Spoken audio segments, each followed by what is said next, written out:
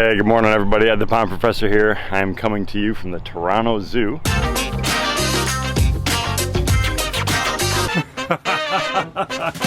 We are at their special event center right now. Did a talk yesterday for a bunch of our certified contractors as well as some of the zoo staff to teach them about the ecosystem model that we currently use, the Aquascape ecosystem. So that's our recipe of different parts, components, and construction practices that we use on all of our projects to make sure that we have very consistent water quality results, as well as creating some unique environments for some incredible animals. Chuck Catton has already started construction out here. He works out of our Canadian office. He started doing the excavation for a project for spotted hyenas. Really cool animal, very powerful animal. So what we're going to be doing is creating a meandering stream system that is going to be coming down a little bit of a hillside. We are using a lot of the rock that they have on site, so it's all existing materials that they currently have. We're bringing in our AquaBlox and our wetland filtration and things like that, but what we need to do is we have to barricade everything from these incredibly powerful animals,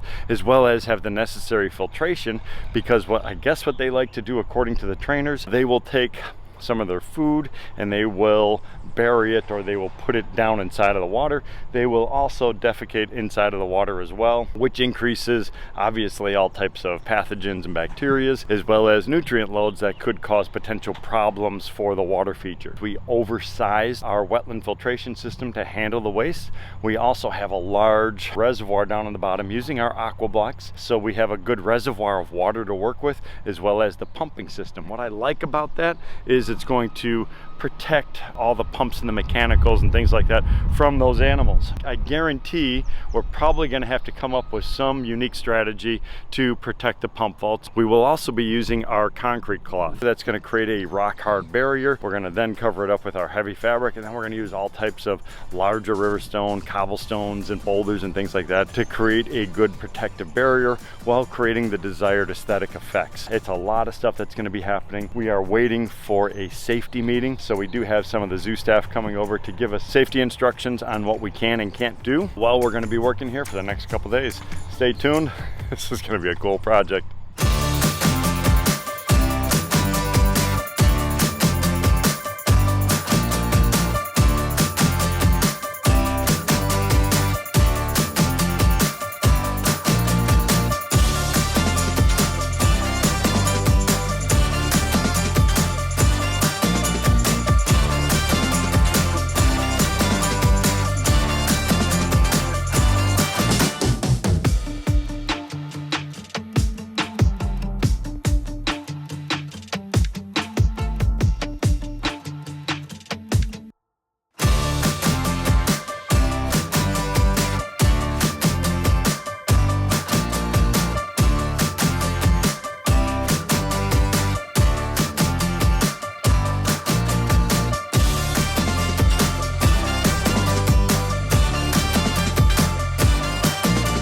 Remember what we're doing here. This is a water feature for hyenas. Very unique application. This is more Patrick's world. He has designed and built many features at the Toronto Zoo here, but now we are working on more of an ecosystem model, so this is going to be a great test for us. But we do have some unique things that we have to protect against. So you can see there are multiple levels of protection here. You've seen me use a lot of this stuff before. We have our rubber membrane over here. We have our heavy duty fabric. We're covering that up with our concrete cloth. Again, those hyenas, very powerful animal. These will actually be buried under bigger boulders. So what these are doing, they're holding the protection in place. They're holding down the concrete cloth. Now we're going to come in with another big giant boulder like way over here, put it right over in this corner to anchor everything, and then we'll continue filling in and around all these crevices and voids. Our next steps, you can see I'm standing on top of our pump vault system. We have a layer of our drainage panels on top of the AquaBlox to add another layer of protection. We're going to come over this with more cobblestone, bigger cobblestones, to create a nice barrier. Chuck and the rest of the team are up over here working on the wetland. So they're coming in with our first layer of 5 to 7 inch river stone. And as you can see, it is a slow, tedious process. Oh no, it's fantastic. But we're making progress. Things are moving. It's doing well, it's doing well. Normally we would not have a wetland filter for a pondless waterfall like this, but because of the animal that we're working with, we want to make sure that we have the necessary biological filtration to manage the water quality. This entire riverbed will be covered in the concrete cloth as we work our way throughout the entire feature. All right, we are making great progress. Things that are slowing us down is all the concrete cloth, multiple layers of protection, but we knew that kind of coming into the project here. Now Chuck has this beautiful log that's strapped up right now. We can't use it inside the water, so you've seen us do this 1,000 times, where we take beautiful pieces of wood like that, we'll lay them in, we use that for our edging, but the particular species, the hyenas, will chew that down to nothing. So what we're going to do is it's basically going to be a crossing. It's going to kind of go over that stream bed just to make a little bit of interest, and we'll see if they actually utilize it as well. All right, let's try to bring that in. We might need that cut end on the far side maybe, so we don't see it, and then these parts maybe we could bury down in here.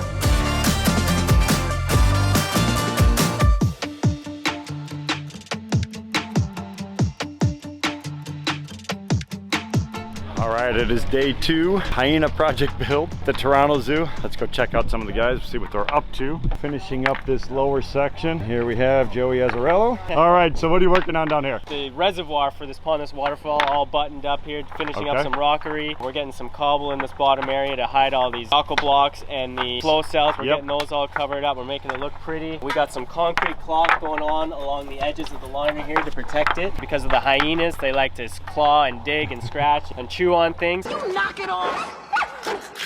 Well, he started it! So we're going to be protecting the liner as much as we can with some concrete cloth along the edges. More or less all she wrote. Awesome, it's looking great. So we also have some detail work going on here. Last thing we set last night was that incredible log over in this section. It's looking really, really good. And then we have all of this stuff down below, filling in all the different joints, locking everything in place. We have this section, just really rocky stream area over here. Chuck is grabbing more boulders for our wetland filter, setting rocks as they come in. Okay, we got another really cool piece going in. Chuck found this on the back of the property, dug out a little bit of a hole into the river stone inside of our wetland filter. That's gonna get set down inside. We will come in with some larger stones and things like that to put around it to lock it in place, but we also have a lot more river rock coming up higher, so it should lock everything. I like it. And here's some more of that edge work that we're doing. Underneath this big fold of this concrete cloth is our rubber liner. So the liner, remember, we're always thinking of the top of the liner in relationship to the water level in the stream. Again, because of these big animals, they might be laying down in here or something like that. If they do, I've seen this happen before, they literally cause a dam. So what happens is the water backs up behind them and it could leak out. So I want to make sure that this edge here is about 8 inches above that.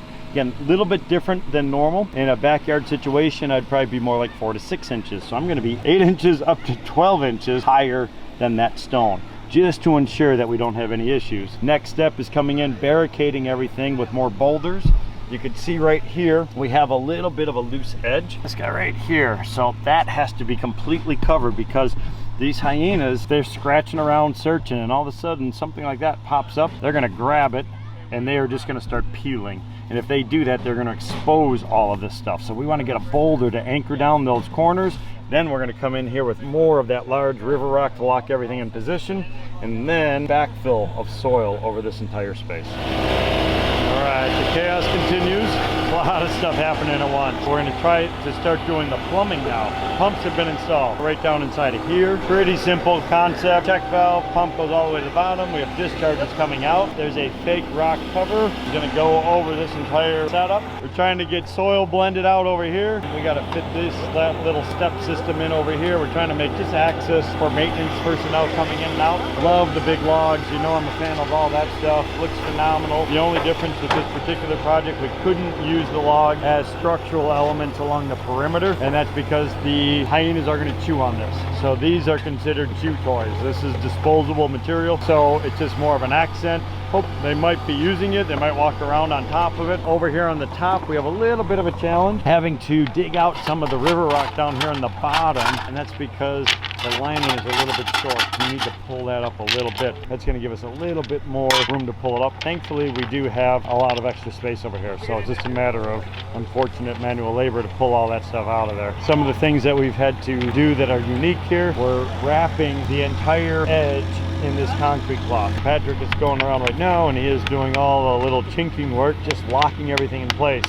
because of his experience with all the different animals here, he knows the weak points. So he's going to go around, he's going to try to find all those different things to make sure that they cannot remove those. Continue moving along. We just started doing some trenching work over on this side. We are going to try to get our plumbing and piping in. Piping does have to be pretty deep just in case those animals are digging. Can't wait to see the animals utilizing this. It's going to be a really, really amazing feature. All right, we are down to our final push. As usual, never fails. We had a few setbacks, logistical issues, tight gate to get through. Didn't have an option, obviously, for opening that up to get a bigger machine in, and that's because it turns into a much bigger project. So all that stuff is solidified. They have all the locking gates, they have electric wires, all that stuff. So we had to use the smaller machine, which worked. We were able to make it work, but we had challenges, sometimes reaching out really far. The machine was moving around. We got existing trees and things like that that we had to kind of go underneath. So it limited us. The other thing that we had is we ended up using a lot more stone than one of our typical stream systems. We had to kind of create like almost a gorge. So it's very deep, lots of boulder work. Liner goes up much higher than normal, wrapping all that concrete cloth around it because of the power of these animals. I love a good challenge. This one definitely, it came through because it was a bit of a challenge. We are wrapping up. We had an incredible group of certified aquascape contractors out here. Patrick and his team, they have been working here for decades, literally decades. So he's the man, knows what to do, knows how to do it, knows the people to talk to, which is actually what made this entire project actually happen. We will be turning this on shortly. Final things that have to be done. We need some more river stone down here, little touch-up work. We still have to wait for electric to be brought in. We will be operating things off of an extension cord, but it is an awful long run for 2 pumps, so I don't think that's a good sustainable model. We wanted to barricade up the area where our piping came in, so we placed in a couple big rocks. Right where Chuck was standing, there's a big thick slab. Underneath that is our connections for our 2-inch and 3-inch piping, and then after that it goes really, really deep. And the reason it's deep, these animals can't dig. We want to make sure everything is good and safe. We wrapped the piping with our concrete cloth. It's a solid log basically. We're still going to cover it, but we want to make sure that if they're clawing, if they're scratching or anything like that, they're not going to be able to get into that pipe. But unfortunately, as usual, always rushing back to the airport. So I'm going to be heading out of here shortly, but I am loving the look of all this stuff. Just gnarly pieces of logs and things like that. These are literally just going to be chew toys for these animals. That incredible piece that is stuck right in the middle of that wetland. Back over in here, big log across that back edge just to kind of transition from the boulders in the wetland up to that higher elevation. So again, there were a few challenges here. Elevations, getting in, getting out. You can see here where our access points are at and things like that. And I know those animals are itching to get out here. All right, operational. Absolutely. Oh my gosh. Effort of many. An incredible effort. Incredible effort. Looks phenomenal. Love the look. Can't wait to see the animals in here as well as the entire staff kind of getting their thoughts on this. Their thing. First look is probably going to be within the hour, so that'll be a neat and I won't be here. I know. All right, let's take a walk through here. So we have lower reservoir, very large, big debris capture area, which was one of the goals. So that way it could extend the maintenance processes. Also, by having all that water volume down in the bottom, it gives us a larger overall volume in the entire ecosystem. Because we have a certain percentage of the water hidden underground or in the dark, it's going to keep the water a little bit cooler. Cooler water, higher dissolved oxygen. Plus we have all these waterfalls coming across, limiting the photo period for the water, which is going to help with algal growth. We still want to have some, but we want to minimize it. Look at this stuff. I mean, all the beautiful views, those incredible logs that we put in here, all the stone coming directly from the job site, and it is amazing. Love all the little chutes, the narrow, fast-moving water. Remember when we set this big rock here, that water just kind of kicks itself around, creating that twisting, turning, and that rock has got an undercut. Fast-moving water coming through, and just a rocky gorge. Just all types of boulders coming through here. Very random waterfall coursing through in between that big mossy boulder.